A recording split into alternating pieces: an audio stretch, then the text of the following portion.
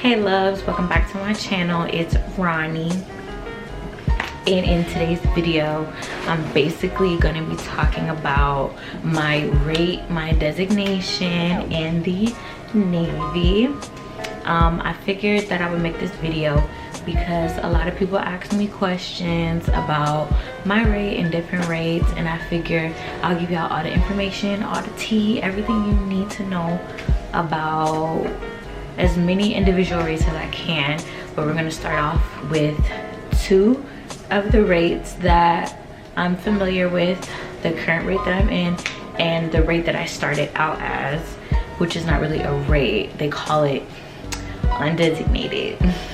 That's right, I was an undesignated sailor, and my current rate right now is BM, which is bosun mate. And what's some things I can tell you about being an undesignated? Okay, before I get into that, I just want to clarify that this video might not be filled with a lot of information about BMs, but more so information about being undesignated, seeing as I was an undesignated sailor for over a year and I just struck my rate, and I'll get into what all of that means in a minute. But for now, we're just gonna get right into explaining what undesignated is, and yeah. All right, okay, so undesignated sailor typically is someone who comes into the Navy without a rate, and a rate can be anything from a YN, which is a yeoman, a LS logistics specialist, CS culinary specialist, BM, bosun mate. Like, there's different rates that they place you in based off your ASVAB, which is a score that you can get by taking, you know, that test, the ASVAB. You get a score, and based off that score is what rate they place you in. But they do take into consideration what you want to do. It just depends on, you know, who your recruiter is and your liaison, and if you already have in your mind what you want to do. But just a couple of things that you should know about being undesignated, because there's a lot of things that I didn't know when I was undesignated that I felt like I should have known. Like, what's a huge misconception? The biggest misconception, and I would say a lie, is that you'll be able to try every single rate as an undesignated sailor. False. First of all, there's 4 different types of undesignation. So you could be a seaman, undesignated seaman, undesignated airman, undesignated fireman, and undesignated construction man. And what this means is, depending on which one you are, seaman, airman, fireman, construction man, you'll be placed with them, like working with them. And each one, I'm trying to break this down as best as I can, try to follow me, but each one that breaks down, they all do their own thing. Like firemen, that's more on like the DC side. Airmen, that's like ABHs. Seamen, they're like bosun mates, you know, admin type stuff. Well, bosun mate is not admin, but you can do admin like type of things as a seaman. And then construction men, I don't know much about what construction men do, but I do know that is one of them. So that being said, you will not get to try every single rate. That's like one of the biggest things that they tell you to try to get you to sign up for it, and it's false. Because once you get there, you're only doing bosun mate stuff. Like, if you get lucky, like if you're on a carrier, you may get placed with like either the LS's, or you may get placed, which is, they call it supply. You might get placed with supply. You might even get sent to where the GMs, which are gunner's mates, where they go. But that's very rare. Most of the time you get sent to BMs, bosun mates, and you do like painting. That's where you do line handling. It's a lot of hands-on stuff. We'll say that, a lot of hands-on stuff. It has to do with a lot of ship work. So don't let them trick you into thinking you'll get to try everything, because it's not true. The hours you have as working with the deck department, that's what they call it, deck department. The hours you have working with deck department are terrible. So by the time you get off, everybody be so quick to go home, you probably won't even have an opportunity to even like look into other rates unless they allow you to. But that's completely up to your chain of command, so there's not much you can do about that unless you're just like the best sailor ever and they just love you, which is also rare. But you know, you never know, you could be one of their favorites, because there are favorites, unfortunately. So what else about undesignated? So going into the Navy, that was one of like the biggest misconceptions that they told me, that I could do every rate, and it's not true. Also, another thing, the process of being undesignated, like you may want to pick a rate, and it used to be you have to wait a full year as an undesignated, period. It doesn't matter seashore. If you get pregnant in between, you go seashore, because in my situation I was sea, and then I got pregnant with my daughter, and then when I was going to shore, I was able to pick up my rate at shore duty, and it was only a full year and everything was still on time for me. But that's not the case for everybody, you know, or for everyone. Every year new instructions come out, policies change, things change. So it's very possible that what may have been what it was, by the time you get there, or by the time you're able to pick a rate from being undesignated, you know, it's gonna be a whole different ballgame. So just keep that in mind. If that's a rate that you're particularly like considering because you're not sure, I would just say do your research. Like there's a lot of great rates, terrible rates. Everything I feel like depends on your quota and the advancement, because depending on the quota is gonna depend on whether or not your rate advances, which means more money. Duh, everybody want to advance, get more money.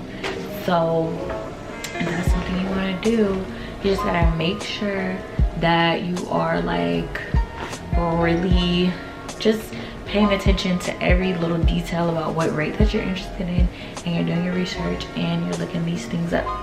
Because if not, baby, you're gonna be mad. Okay, mad. So something else that I can tell you about being undesignated is you do really hard work. Like when you're undesignated, everybody treats you like crap. Like maybe not if they like you, but in my experience, they treat you like crap. Like you do all the dirty work, and it's just the way it is being undesignated, you know? It's just the way it is. I mean, it's hard. So if that's something you want to do, then you're up for it. You're up for waiting for your rate, because you're gonna have to wait for an actual designation, which is an actual rate. I don't know how long you can stay undesignated. I think through your term, which would be like 4 years, 5 years, depending on however long you signed up for. But I do know after a certain amount of time, you may or may not get kicked out, depending on how long you've been, you know, on how long you've been undesignated. So just keep that in mind, because time waits for no one.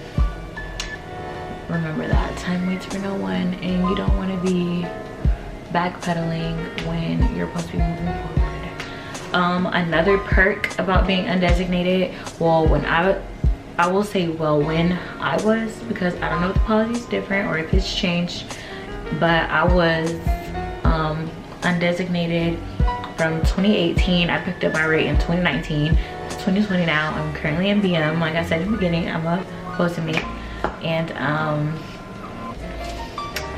being undesignated, I feel like you learn a lot.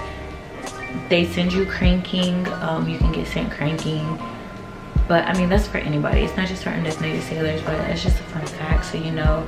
So there will be some opportunities, I guess you can say, to dabble into different rates, but that mainly just depends on your chain, like I said, whoever your higher ups are. When it comes to being undesignated, I will say that you have to be on top of your own stuff. Like if you really want to pick up a rate, you gotta bug these people. You gotta be on their neck, you gotta be on their back. Like you gotta be like, hey, you gotta ask those questions, because the longer you wait, it's just gonna get pushed aside, and nobody's gonna care for your career but you. Like no one's gonna care but you.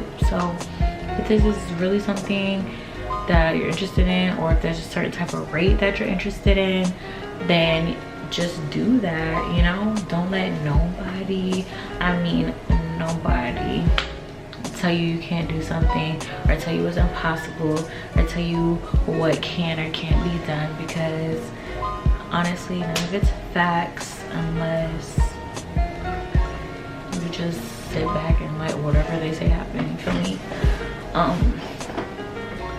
Being undesignated, like, what's something else I feel like people would want to know? Oh yeah, you get automatic third class, which is E4, but I don't know if they're taking that away. But basically it's like, if you're an undesignated sailor for 1 year and then you obla serve for 2, 4, or however many years that you have to obla serve, then they're basically gonna give you automatic E4, which is basically like getting mapped, so you get paid automatically like that, which is a perk, because depending on what rate you pick, if their quotas are terrible to third, then you just pass the milestone and you just automatically get it, which is what happened in my case. You know, I picked BM and I automatically got third, and their quotas to third, trash, terrible, and passed the milestone. So now I only have to worry about getting to E5, which is the next step. But you can also get mapped to different points, but that's like a whole nother thing. But for now, we're sticking to undesignated, and I'm gonna give you all the tea that I can about being undesignated, period. So let's see, what else can I tell you about being undesignated? You can cross rate. That's a thing that you can do. So say you're like an undesignated seaman and you want to do fireman rate stuff, or if you want to do like, say you want to be a gunner's mate, which is, I think that's airman type stuff, or I think you have to be an airman.